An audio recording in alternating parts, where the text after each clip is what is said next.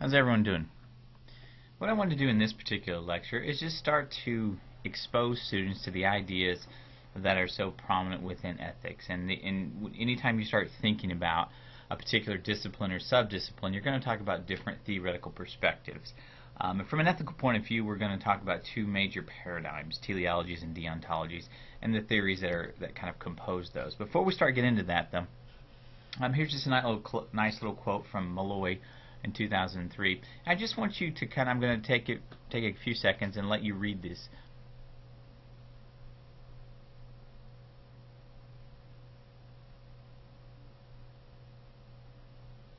The big question for us is that, why do you have to take a sports ethics course? Yeah, it's required, obviously, but why is it required? When it seems like many other, as they say in the quote, sectors, business, health, law, have looked at the ethical dilemmas, the moral implications, and how ethics in general relates to that particular institution. And that kind of sets the stage for what we want to do, because it's very easy to sit back and sit around in a circle and everyone talk about their opinion about what they believe to be moral or immoral and that kind of thing. But that's not really ethics. Ethics has a lot to do with more of an explicit, clearly articulated framework. So again, a brief review from the previous lecture. Ethics is going to examine this idea of not necessarily just right and wrong, okay, but expectations and adherence to rules and behavior, what you should do in certain situations. And then if you conform to that or you do not conform, obviously, then we can look at those particular things. And so we're bringing in the notions, the ideas of something larger than just the individual. The individual is going to process ethical dilemmas, and eventually decision-making processes are going to happen on an individualistic basis. But ethics for us is that large exogenous framework, that thing outside of us that influences us. And what we'd like to do is study that process. Okay, if you look at what a value is, it's something that's desirable, correct, and good. Well, it's something obviously valuable, and you want to strive for it. It's what you should be doing in this situation. Well, values originate from a variety of different places, and depending on where you're from, your worldview, your background, all that kind of stuff, your values are going to be somewhat different. Now, that's not to say there's not large, homogeneous value systems out there. Some of the things that we value in sport here in America and around the world is just the idea of competition, honest competition. So those are values. Well, if we just start with this basic monolithic idea of a value, it can get very confusing at times, because what we find is there are a couple different types of values: the instrumental and the terminal. The terminal is what it sounds like. It's the end in and of itself. The instrumental value is something that's going to be used. Kind of think of it as kind of like an equation. A plus B equals C. Well, A and B are your instrumental values. All right, they're going to be used in this situation in conjunction with each other. The terminal value, that thing at the end that you're going for, that C, if we're sticking with that little basic equation, that's the terminal value. So we have the example, if we're talking about sport, how does sport play in this process, and how does it act and interact with values? Well, if you look at, especially here in this capitalistic system that we operate under here in the United States, teamwork is going to be very important, working in groups, cooperation, that type of thing. Well, teamwork is something that's going to be valued in sport. All right? Well, why? Well, it's going to help develop those interaction skills.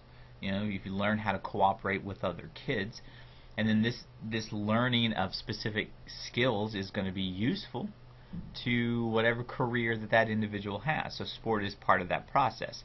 All right? Well, those two things together, combined, can lead to that last value. And if you think about American culture, and we're striving for a sense of happiness, right, sport can be part of that process. Well, sport in this particular example is not necessarily going to be a terminal value, but it's it provides the opportunity for one of those instrumental values to be learned, that of teamwork. Okay, so we're talking about values, and when you're looking at conformity, the fact that everyone believes in a certain value, consensus, okay, we still want to examine that process. There are two major ways to do that: teleologies and deontologies. Now, Try not to get bogged down into the jargon and the nomenclature of ethics. Okay. Historically, in the past, students have had more trouble, not necessarily with the ideas, but more trouble actually saying the words than anything else. And so, teleologies, it's looking at morality. It's looking at understanding the duty or the moral obligation that the individual has to achieving whatever is considered desirable.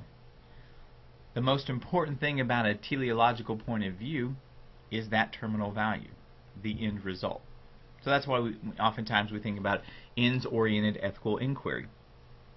You're going to look at and examine the process, yes, and you're going to look at what benefits the most people.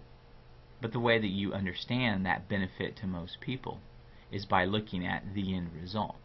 Okay, example here. We know that high school sports, they're expensive. And oftentimes, in this constrained economic climate, we have to make cuts in the public school system especially. If you look at the City League here, or in the Wichita metro area, the City League schools in junior high do not play football. They can't afford it. Okay, and so when it comes to cutting particular programs and trying to trim the fat in education, what do? Do you cut sports? Do you cut the arts, music, other extracurricular activity classes like that? There's a lot going on that goes into that decision. The pay-for-play model, which has become popular, especially on the East Coast in certain sports like football. The idea is that the schools can't necessarily support an athletic program of football. But if you have the money, you're willing to buy your spikes or your cleats, you're willing to buy your shoulder pads, and you're willing to travel to the games, then the school will have a football team. If you're not, then they're not going to have one. All right? So when you're sitting down and you're like, okay, look at the college environment. We know that collegiate football teams cost a lot of money. Now, the teleological point of view, does that cost for that particular football program, are we willing to absorb that cost because the rewards that it provides to the campus community or the municipal community in which it's been embedded, or the region, is far greater and far outweighs those upfront financial costs? That's what we're talking about. That's what a teleological ethical point of view is going to examine, that end result. Does that end result benefit the most number of people possible? Now, specific theories that relate to that, there's a few of them. One is egoism, which is one of the kind of the first and most basic ways of understanding teleologies and ethics. The idea that you're going to fulfill whatever makes you happy. All right. You're not going to deny your own interests. You're not going to purposely put barriers in front of you. We're not saying this when you say egoism. It doesn't mean you're selfish. If we say you're egocentric, okay, it just means that primarily everything is the way that you understand the world starts and more or less ends with you. Well, this is very, very common when you're talking about free agency, for example, in professional sport, or owners, and oftentimes you talk about holding a community hostage because they want a new facility and that kind of thing. Even down to something as simple as charging tickets, admission, prices, that kind of thing. Many years ago, the Cincinnati Bengals in the NFL, they had years of mediocrity. That's probably being nice. They were bad. They were a bad football team. So they go 8-8. It's not technically a winning season, but the very next year they raised ticket prices, and people were willing to pay it. And that's a conversation that the organization, the franchise, is going to have internally. Is it worth it? It's not necessarily bad, but you're focusing not necessarily on the constituents in that particular instance, but you're focusing more on your organization. Utilitarianism, it's kind of interesting. Jeremy Bentham, what he tried to do is he tried to, when we talk about qualifying pleasure, happiness, he developed a hierarchy. Because the whole idea of utilitarianism is that the only good that's worth pursuing out there is this notion of pleasure or happiness. All right. Well, Bentham's like, hey, that's a pretty good idea, except I think we need to put some parameters on what constitutes happiness. There's different layers and different levels of it. What makes you happy and what makes your constituents or program consumers happy, that's going to be a slightly different thing. Okay, utilitarianism. You can't talk about the notion of utility and utilitarianism without talking about John Stuart Mill. And he's kind of taking what Bentham started and expanding it. All right, that hierarchy that's out there.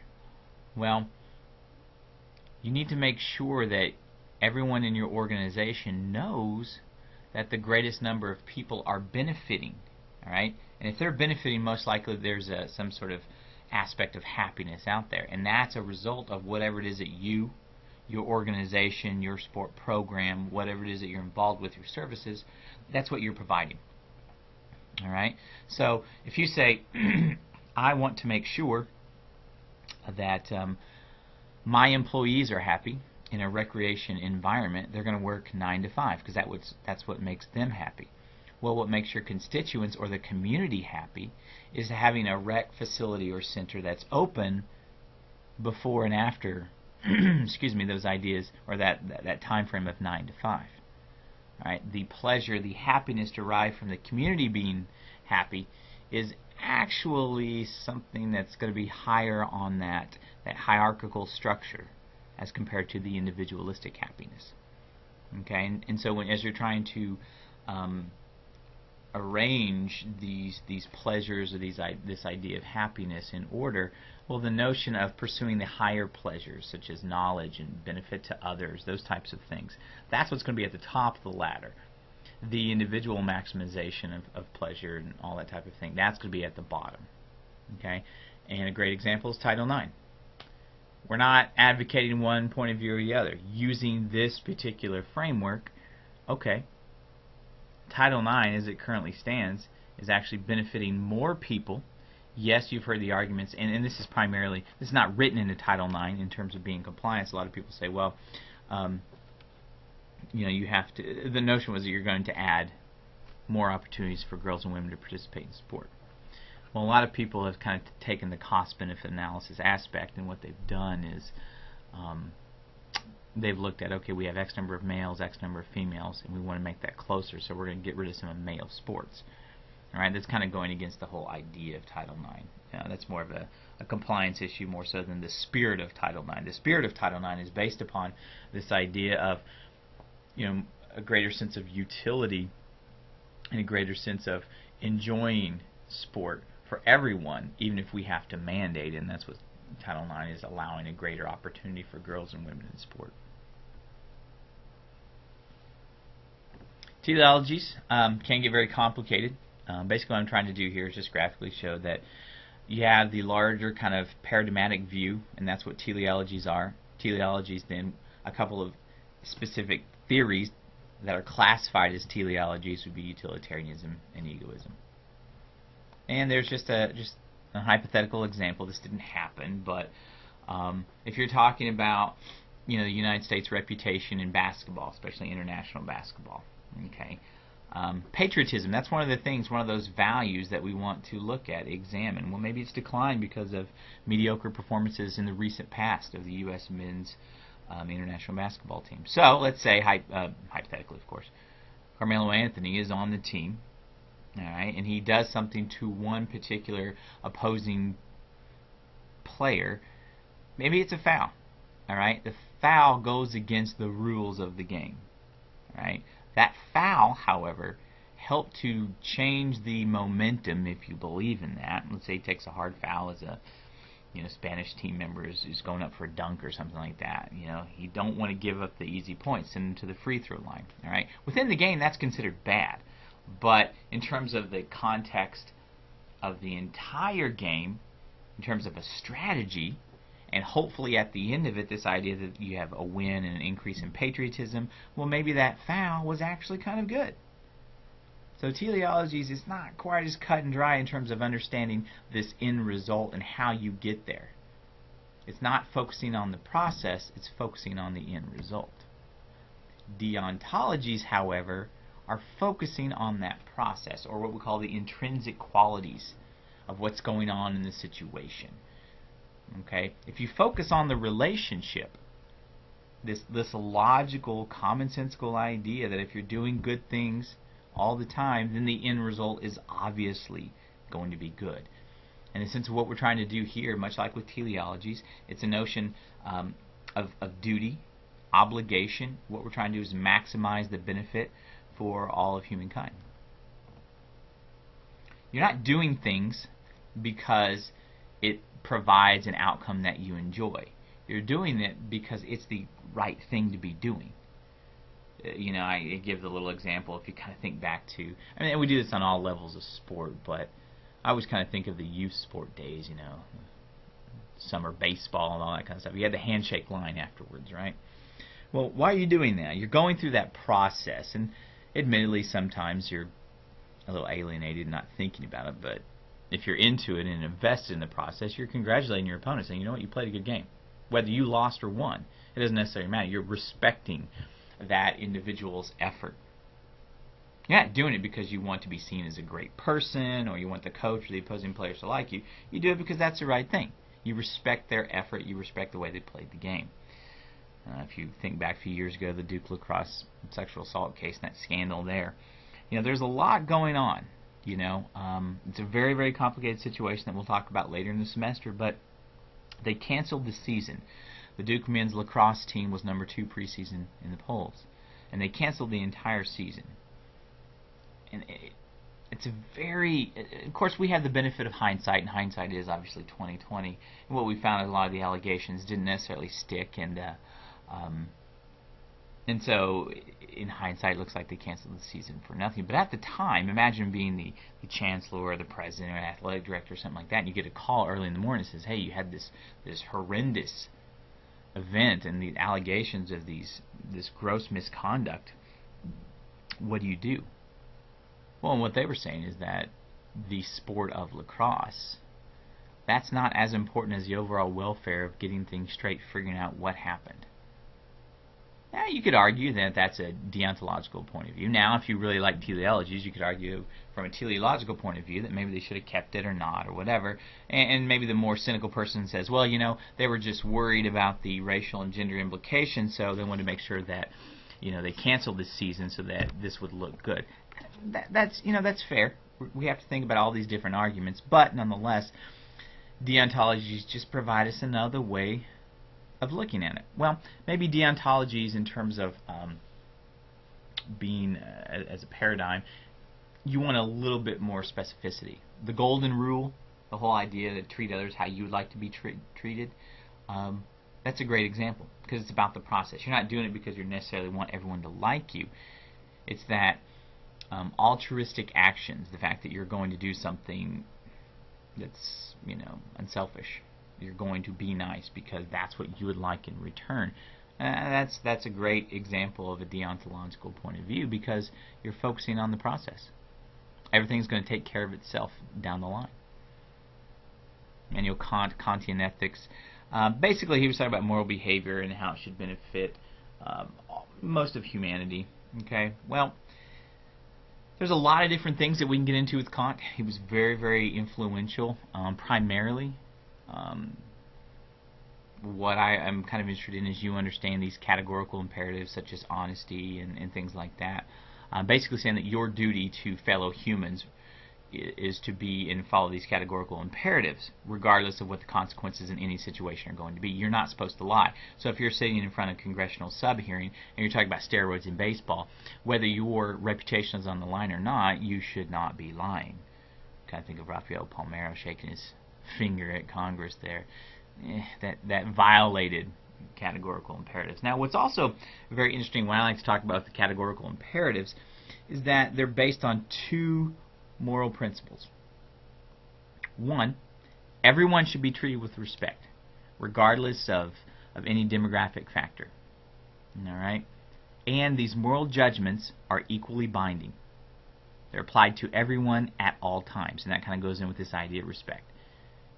If you're a human, and you can make the argument if you want to get into animal sports and things like that, that it sort of transcends whether you're human or not. But there's a sense of right and wrong, of duty, things that you're supposed to be doing. You know, Mark McGuire famously said, I'm not here to talk about the past, I'm here to talk about the present and the future. And that's fine. And that's fine. You know, but standing up in players that test positive, Ryan Braun and Major League Baseball, the MVP that kind of comes to mind and all that.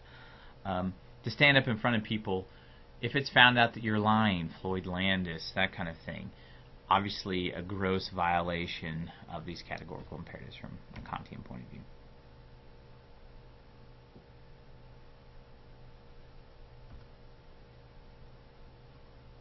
Kant's interesting because it gets very complicated. The thing that's nice is that we can look to business ethics as a way for translating Kantian influence into the sport management industry, because the idea of fairness, equality, if you're fair at all times in every situation, then that's going to insulate you from any wrongdoing. Now that sounds easy and well and good, and it's obviously more nuanced and very difficult to do that, but one of the things within the world of sport, if you're talking about decision-making processes and things like that, it's the idea of being transparent. When you went through the hiring process at Penn State to find a new coach to replace Joe Paterno, there were a lot of people that when Coach O'Brien was hired, they didn't necessarily disagree with the hire, they disagreed with the process to hire this individual. They said it was shrouded in secrecy and mystery, and even people on the interviewing committee didn't know who this person was and found out through the media like everyone else that this person had been hired, and so there wasn't transparency there. You know, that's a really good example of, again, a violation of a Kantian path and a Kantian deontological point of view, because the idea is that everyone should be involved. Every decision should be fair, should be equal, and should be handled in such a way that it's going to benefit as many people as possible. And if you're doing things fairly, then that end result, by its very nature, is going to be fair. Again, another graphical representation of everything. It's a little bit more complicated with the deontologies that we're talking about here, but overall, again, the idea that a couple basic things: a Kantian view, and then the golden rule. Golden rule being very, very simple. You know, kind of focusing on altruism and how you would like to be treated, and then a Kantian point of view, which is the categorical imperatives, telling the truth, and how these things are going to be morally binding to everyone at all times. Again, those hallmarks, those values, if you want to go back to that earlier discussion, of equality and respect. Just want to briefly touch on meta-ethics. It's kind of loosely associated with the deontological point of view, and they kind of argue what is considered right, what is considered good. And theories of justice, if you talk about egalitarianism and libertarianism, these things are kind of interesting. They're unique little ways of looking at and understanding certain ethical dilemmas within the world of sport. Egalitarianism just kind of sounds like it's talking about justice and equality, whereas libertarianism, liberty, you know, the procedures, fair rules, you know, that whole idea of the autonomy to think about the process. All right, and again, that's why metaethics is loosely associated with deontologies, because of the process. You know, if you're focusing on equality and being just, right, and good at every step within the hiring process, then that hire that you make at the end, you know that you're going to be very, very confident, and they're going to add a lot to your sport organization.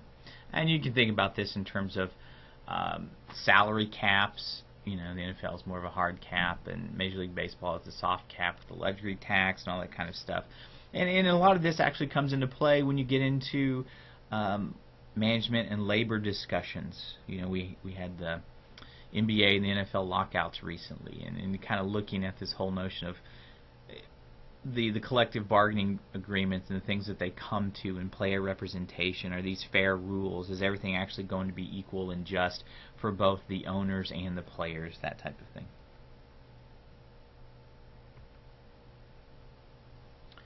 Oftentimes, and you've probably picked up on this, and we sort of made mention of this earlier in previous discussions, is that ethics, it's interesting because your worldview, where you come from, and the things that have happened to your life, they greatly influence how you view the world, the values that you hold near and dear, and how you see and process things. Well, ethical relativism is just an idea that we need to be open to a variety of ideas. You know, we talk about diversity, and we generally think of diversity as gender, race, ethnicity, class, sexual orientation, disability, that kind of thing. Oop, guess I need to plug in my laptop, huh? But it's also your point of view. the things that you hold near and dear. If you think about religious ideologies and how people subscribe to certain things within the world of sport, occasionally you'll get examples of maybe, for example, Muslim players that because of their beliefs can't do certain rituals, pre-game rituals, that kind of thing. All right. To judge people as being right and wrong because they're holding near and dear to some sort of principle is not necessarily something that we would like to do within sport. We're trying to get past that. So, ethical relativism is just, it comes out of this idea of almost like cultural relativism, where you just accept that there are other ideas out there, and that's okay, and that acceptance and that understanding of diversity, that's what's going to be most important for us. Think about if you come from a different culture and now you're involving sport. Well, you have to examine that culture and understand the belief system and make sure that whatever's being promoted within your sport or within your services or whatever jibes with what's going on around you. And realize that you have different points of view, and that if everyone has different points of view, if you can open the dialogue and the discussion, then just the mere fact that you've opened that dialogue and discussion, that's a great example of being open and diverse regarding ethical and moral points of view.